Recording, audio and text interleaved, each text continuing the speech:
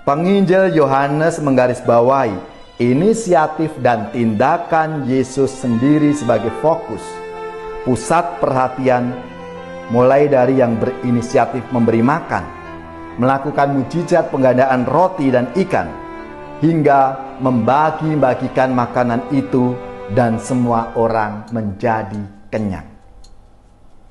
Tekanan pada Yesus yang berinisiatif memberi makan dan membagi-bagikan roti sendiri itu kepada orang banyak, karena penginjil mau menegaskan peran Yesus sebagai roti hidup yang turun dari surga.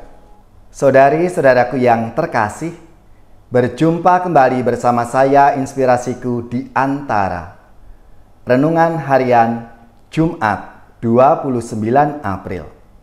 Bersama seluruh gereja Katolik, kita memperingati Santa Katarina dari Siena, perawan dan pujangga gereja.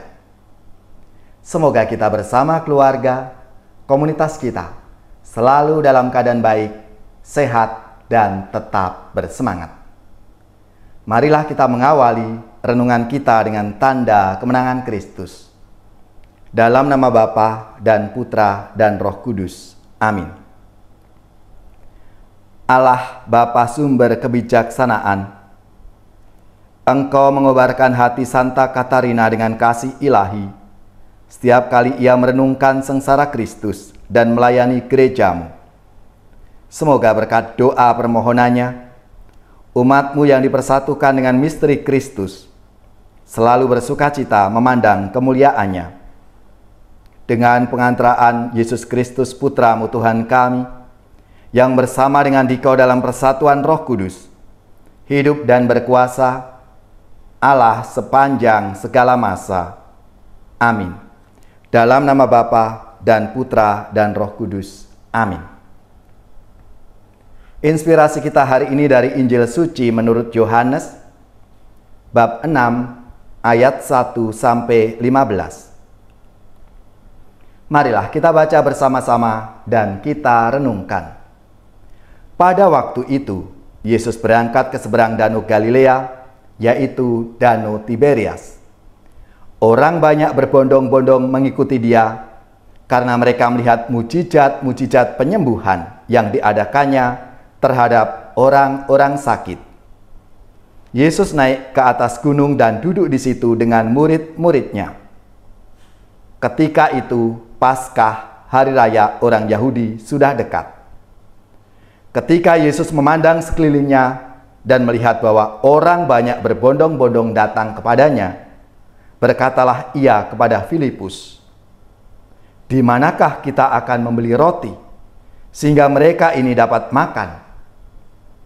Hal itu dikatakannya untuk mencobai dia, sebab ia sendiri tahu apa yang hendak dilakukannya. Jawab Filipus kepadanya, "Roti seharga 200 dinar tidak akan cukup untuk mereka ini, sekalipun masing-masing mendapat sepotong kecil saja." Seorang dari murid-muridnya, yaitu Andreas, saudara Simon Petrus, berkata kepadanya, "Di sini ada seorang anak yang membawa 5 roti jelai dan mempunyai 2 ikan. Tetapi apakah artinya itu untuk orang sebanyak ini?" Kata Yesus, "Suruhlah orang-orang itu duduk." Adapun di tempat itu banyak rumput, maka duduklah orang-orang itu, kira-kira 5.000 laki-laki banyaknya. Lalu Yesus mengambil roti itu, mengucap syukur dan membagi-bagikannya kepada mereka yang duduk di situ. Demikian juga dibuatnya dengan ikan-ikan itu, sebanyak yang mereka kehendaki. Dan setelah mereka kenyang, ia berkata kepada murid-muridnya, "Kumpulkanlah potongan-potongan yang lebih, supaya tidak ada yang terbuang." Maka mereka pun mengumpulkannya dan mengisi 12 bakul penuh dengan potongan-potongan dari kelima roti jelai yang lebih setelah orang makan. Ketika orang-orang itu melihat mujizat yang telah diadakan Yesus, mereka berkata, "Dia ini benar-benar nabi yang akan datang ke dalam dunia." Karena Yesus tahu bahwa mereka akan datang dan hendak membawa dia dengan paksa untuk dijadikan raja, ia menyingkir lagi ke gunung seorang diri. Demikianlah sabda Tuhan. Terpujilah Kristus. Saudari-saudaraku yang terkasih, hari ini 29 April bersama seluruh gereja Katolik kita memperingati Santa Katarina dari Siena, perawan dan pujangga gereja. Selamat dan profisiat untuk paroki, gereja, lembaga-lembaga, dan saudari-saudari yang pesta nama Santa Katarina dari Siena. Semoga semangatnya, teladannya memberi inspirasi dalam hidup dan karya pelayanan kita. Santa Katarina dari Siena lahir tahun 1347. Ia menjadi anggota Ordo ketiga Dominikan. Pada saat itu, situasi kacau balau karena terjadi peperangan antar kerajaan. Kehidupan para imam dan pemimpin gereja pun memprihatinkan. Apalagi Sri Paus meninggalkan Roma dan tinggal di Avignon, Prancis. Katarina tergerak hatinya untuk memperbaiki keadaan masyarakat dan gereja, sehingga ia menyurati Paus, para uskup, dan raja-raja. Paus Gregorius ke-11 memintanya untuk memperdamaikan kerajaan Pisa dan Florence, dan ia berhasil meyakinkan Paus untuk kembali ke Roma. Ia juga berkarisma mempengaruhi banyak orang dan berhasil membawa kembali banyak pendosa ke jalan Tuhan. Santa Katarina dari Siena meninggal pada tahun 1380. Saudari-saudaraku yang terkasih, dalam sabda Tuhan hari ini banyak orang berbondong-bondong ikut Yesus. Dan melihat mereka semua, lalu Yesus tergerak hatinya untuk memberi makan. Maka Yesus bertanya untuk mencobai Filipus, "Di manakah kita akan membeli roti supaya mereka ini dapat makan?" Sesungguhnya Yesus sendiri tahu apa yang hendak ia lakukan. Tetapi ia mencobai untuk mengetahui apakah Filipus percaya bahwa Yesus adalah sang pemberi kehidupan. Dari jawaban Filipus, tampak bahwa Filipus belum mengenal dan mengakui kuasa ilahi Yesus. Roti seharga 200 dinar tidak akan cukup untuk mereka ini, sekalipun masing-masing mendapat sepotong kecil saja. Kita tahu, 1 dinar itu adalah upah harian seorang buruh dalam satu hari, kira-kira cukup untuk makan satu keluarga dengan 5 orang. Dengan demikian, 200 dinar hanya cukup makan untuk 1.000 orang dan bukan 5.000 orang. Meskipun roti itu dipotong-potong dan masing-masing mendapat secuil saja. Andreas yang mendapati seorang anak pun berkata, "Di sini ada seorang anak yang mempunyai 5 roti jelai dan 2 ikan. Tetapi apakah artinya itu untuk orang sebanyak ini?" Yesus meminta roti dan ikan itu, lalu mengucap syukur. Melakukan mujizat penggandaan 5 roti dan 2 ekor ikan. Dan ia sendiri membagi-bagikan kepada semua orang. Saudara-saudari yang terkasih, penginjil Yohanes menggarisbawahi inisiatif dan tindakan Yesus sendiri sebagai fokus, pusat perhatian, mulai dari yang berinisiatif memberi makan, melakukan mujizat penggandaan roti dan ikan, hingga membagi-bagikan makanan itu dan semua orang menjadi kenyang. Tekanan pada Yesus yang berinisiatif memberi makan dan membagi-bagikan roti sendiri itu kepada orang banyak.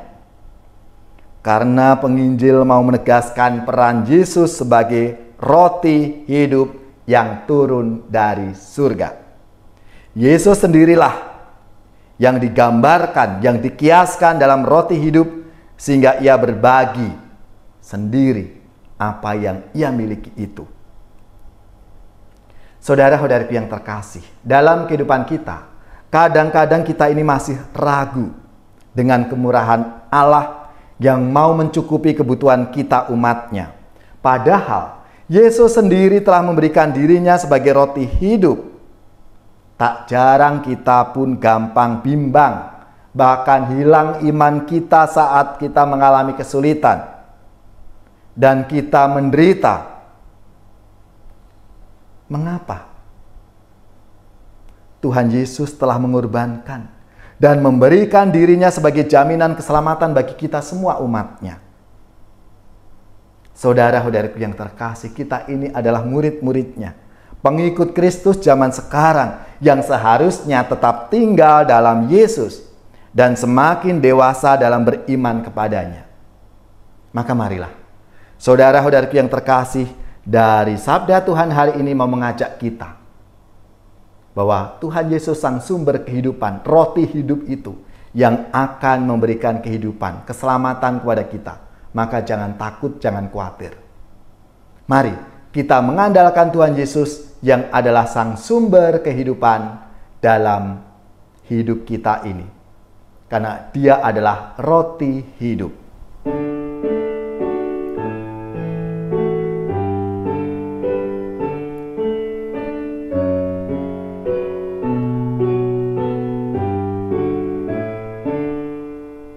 Yang berteduh pada Tuhan, yang maha tinggi dan besar, yang menyandarkan hidupnya pada kuasa Allahnya, akan berkata padanya, ya Allah, Kau penaungku,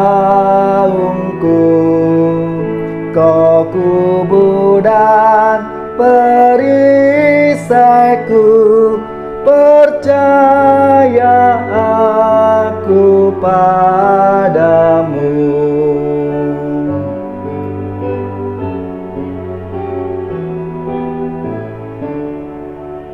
Tuhan tetap menjaganya dengan rentangan sayapnya, malapetaka yang kejam takkan menjangkau dirinya. Tuhan mengutus malaknya mengawal dan menatangnya, agar janganlah kakinya terantuk batu yang keras.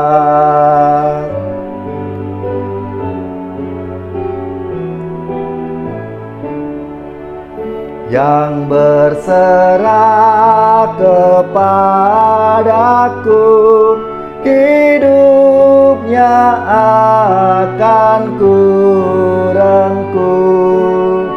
Yang berseru kepadaku, doanya akan kudengar. Terus ku bimbing langkahnya, akulah Tuhan Allahnya, akan selamat hidupnya dan bahagia selamanya. Saudari-saudaraku yang terkasih, marilah kita siapkan hati kita untuk menerima berkat Tuhan.